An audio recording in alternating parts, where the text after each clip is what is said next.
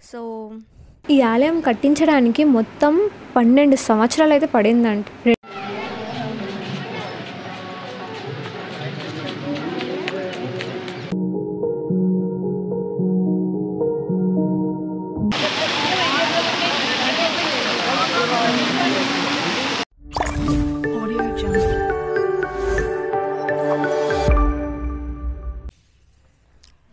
Good morning everyone, welcome back to my channel Lara Telugu blog. ఇప్పుడు మథురాలో ఉన్నాము.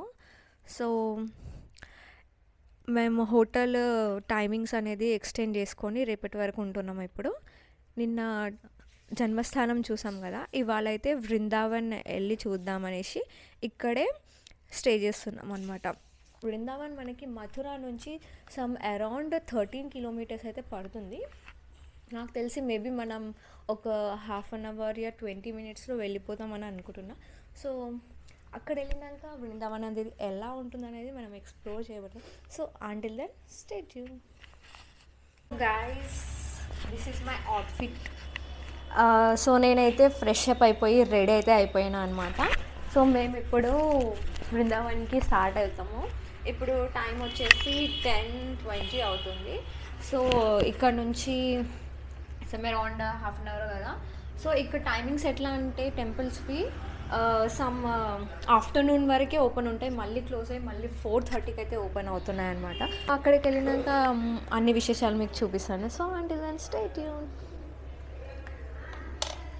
ఇప్పుడు నేను ప్రేమ్ మందిర్ గేట్ దగ్గర అయితే ఉన్నాను. ఇది మనకి మెయిన్ గేట్ అనమాట.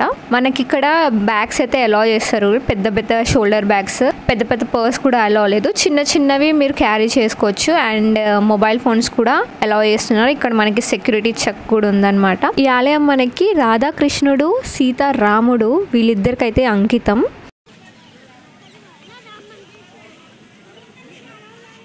ఈ ఆలయం కట్టించడానికి మొత్తం 12 సంవత్సరాలు అయితే పడిందంట. 2001 జనవరిలో మొదలు పెడితే దీన్ని మళ్ళా తర్వాత 12 సంవత్సరాల తర్వాత 2012లో అయితే దీన్ని పూర్తి చేయించిండ్రు.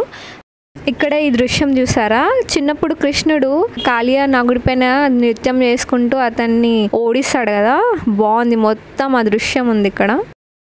దీని యొక్క మార్బుల్స్ అనేవి మనకి రాజస్థాన్ నుంచి అయితే వీళ్ళు తెప్పించారు. ఆలయం నిర్మించడానికి 150 కోట్ల రూపాయలు అయితే పడిందంట వాళ్ళకి.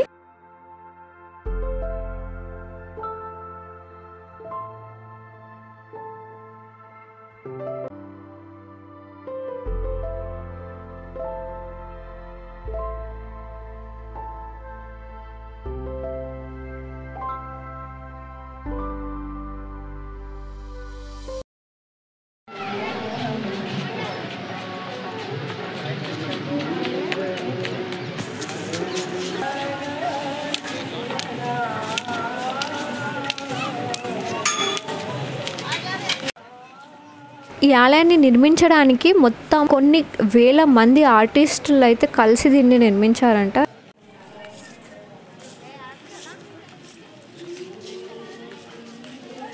నాకు అర్థమైంది ఎందుకు అనేసి. దీని మీద మీరు ఆలయం మీద గమనిస్తే మనకి ఎన్నో రకాల పెయింటింగ్స్ అయితే దీని మీద కనిపిస్తున్నాయి. డిఫరెంట్ రకాల దృశ్యాలు ఉన్నాయి. మనకి కృష్ణుడు ఆడుకునే కొన్ని దృశ్యాలు, రాధాకృష్ణుడి లీలలు, వాళ్ళ అమ్మతో గడిపే కొన్ని దృశ్యాలు చాలా ఇక్కడ ఉన్నాయి మనకి.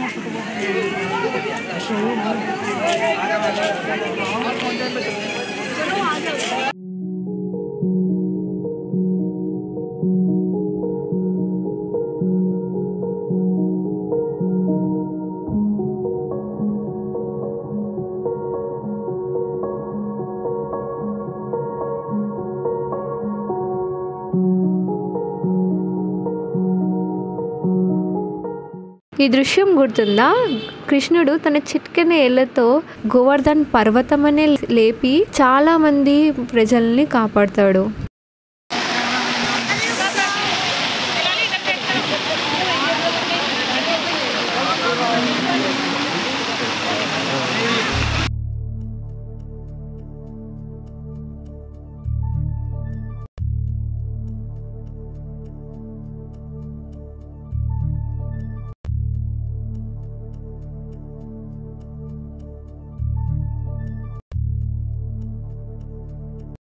ఈ దృశ్యం చూసారా?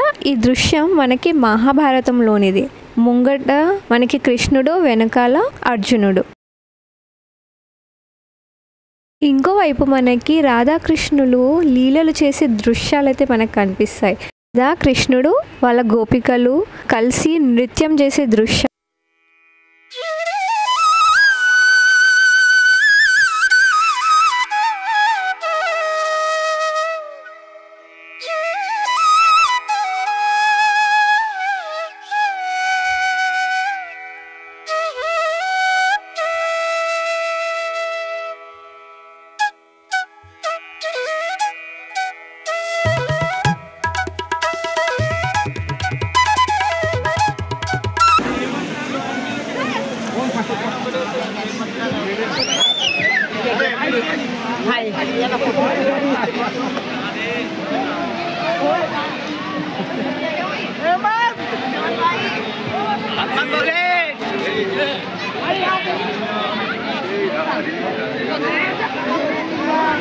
Wow, superb. అసలు నైట్ టైంలో మనకి లైటింగ్స్ కూడా ఉన్నాయన్నమాట.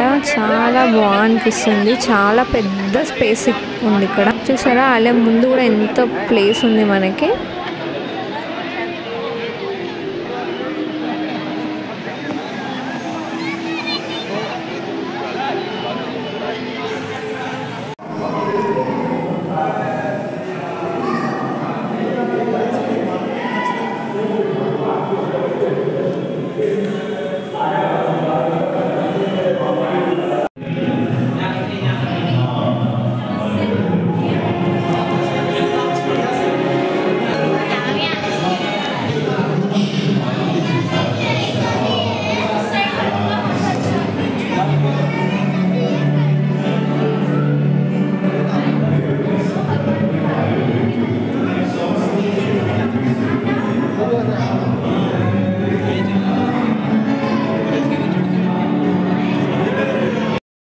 ఆలయం లోపలైతే ఇలా ఉందన్నమాట. యాక్చువల్లీ కెమెరా ఫోటోషూట్స్ అయితే చేయొద్దు, బట్ నేను దేవుణ్ణి మాత్రం షూట్ చేస్తలేను అనేసి నార్మల్గా మీకు చూపించడానికి అయితే షూట్ చేస్తున్నా.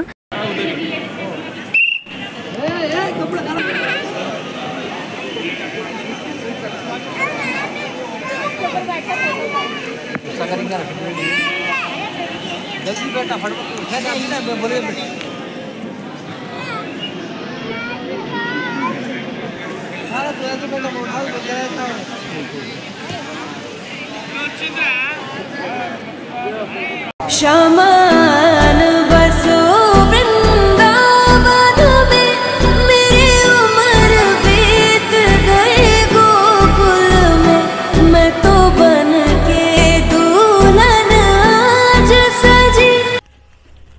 సో ఎలా ఉండే బృందావన్ టెంపుల్ అనేది కామెంట్ సెక్షన్లో తప్పకుండా రాయండి. నాకైతే చాలా నచ్చింది. చాలా ప్రేమ మందిరం అయితే నాకు చాలా నచ్చింది. మీకు నచ్చిందనేది కామెంట్ సెక్షన్లో తప్పకుండా చెప్పండి. సో ఇప్పుడు టైం వచ్చేసి 9:41 అవుతుంది. మార్నింగ్ ఫుడ్ తిన్నాం మేము. బ్రేక్ఫాస్ట్ లంచ్ ఒకటేసారి చేసినట్టు అరౌండ్ సమ్ 11:30 తినండి మేము. సో దాని తర్వాత అప్పటి నుంచి ఇప్పటివరకు ఫుడ్ ఏం తినలేదు. బయట ఫుడ్ ఏమైనా తినాలన్నా కూడా నాకైతే అసలు చిరాకు అనిపిస్తుంది. అసలు ఓ మై గాడ్, అసలు తినకుండా ఉండొచ్చు కానీ ఆ ఫుడ్ మాత్రం తినొద్దు అన్న ఫీలింగ్ ఉండే అనమాట. సో నేనైతే ఏం తినలేదు, ఒక బిస్కెట్ ప్యాకెట్ తిన్నా అంతే. సో ఇప్పుడు మేమైతే మా హోటల్కి వచ్చేసినాం. హోటల్కి వచ్చేసి ఇక్కడ హోటల్ వాళ్ళది చిన్న ఒక కిచెన్ ఉందన్నమాట. వాళ్ళు ఫుడ్ చేసుకొని తినడానికి. సో మేమేం చేసినామంటే వాళ్ళకి అడిగినాం, రిక్వెస్ట్ చేసినాం, ఇట్లా బయట ఫుడ్ మాకు పడతలేదు చేసినాం. రిక్వెస్ట్ చేస్తే సరే అనేసి వాళ్ళ కిచెన్ అయితే మాకు కొద్దిసేపటి గురించి హ్యాండ్ ఓవర్ ఇచ్చిండు. సో మరి మన చిన్న కిచెన్లోకి వెళ్దామా, మా పిన్ని ఏమేమి కర్రీస్ ఉంటుందా అని చూద్దాం. మరి నడవండి.